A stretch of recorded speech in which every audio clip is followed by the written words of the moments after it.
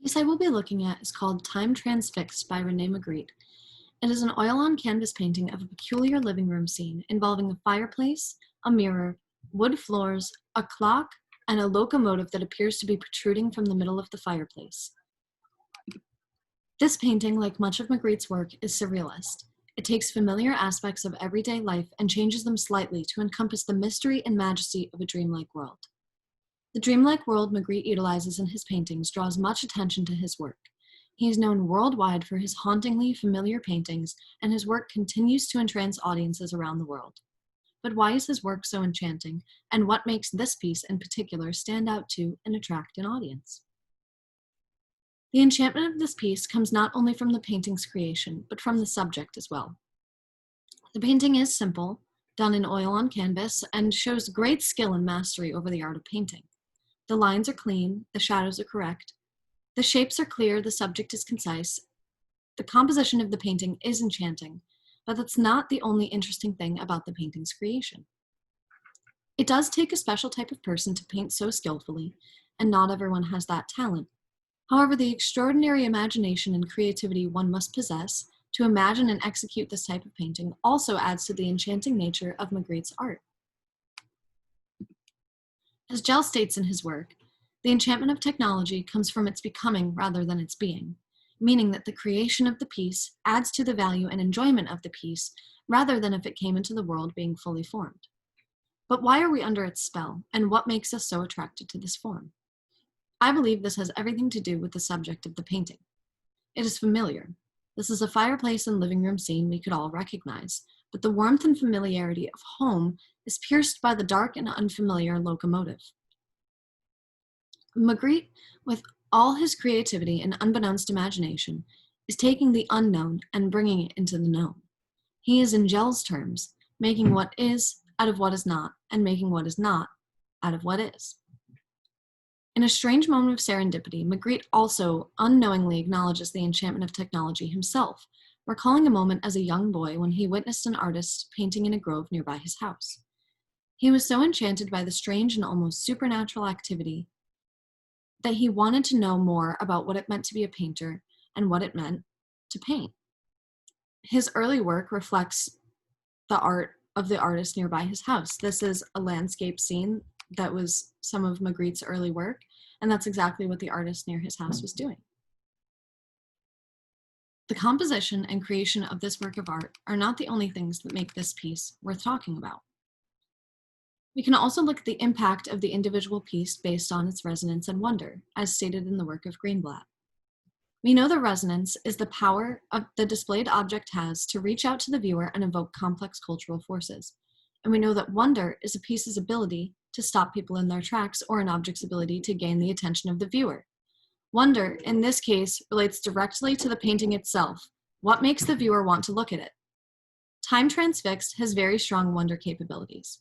The painting is mysterious, entertaining. It's unfamiliar and slightly disturbing. But these are the reasons why people want to look at it.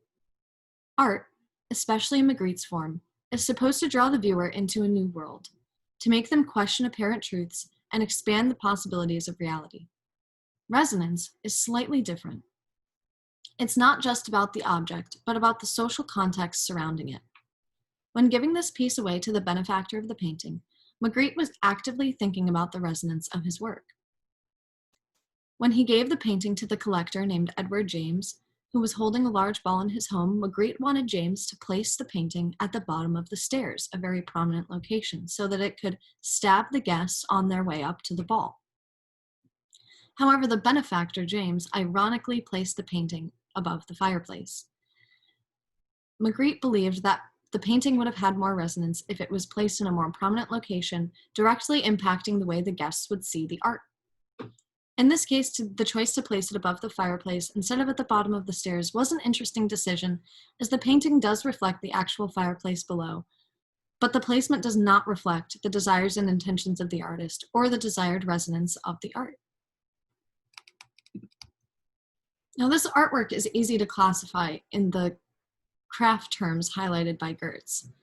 The physical piece, its colors, forms, shapes, are all laid out like a meal for the eyes.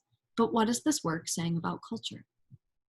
Now, this piece is not the only piece by Magritte that was made for Edward James. This other piece, called Not to be Reproduced, was also created for James and even features him and the same fireplace and mirror from Time Transfixed. But in order to truly classify Time Transfixed in sociocultural terms, we must try to understand what the piece is striving to do and how we classify it emotionally. As I have said before, it is a well-done painting, the scene is clean, and it is technically beautiful and thought through. But it's also confusing, off-putting, incorrect, and haunting. The complexities of this piece make it clear that one cannot understand aesthetic objects as concatenations of pure form. We need to understand these objects in a dynamic relationship to the sensibilities from which they emerge, as stated by Gertz.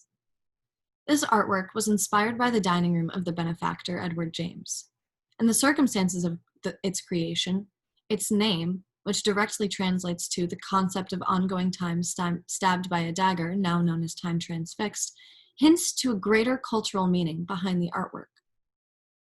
But it is up for debate as to what exactly Magritte had in mind when his brush dashed upon the canvas. Some believe the locomotive is supposed to represent time, normally in motion, quickly moving past, and the fireplace represents the idea of a dagger stopping the train from its progression. Others look at the train as the dagger, plunging through the barrier of time into a new reality. What do you think about this piece? Is Time Transfixed worth talking about in social or cultural contexts? Thank you. Now I'm just going to try to stop the recording.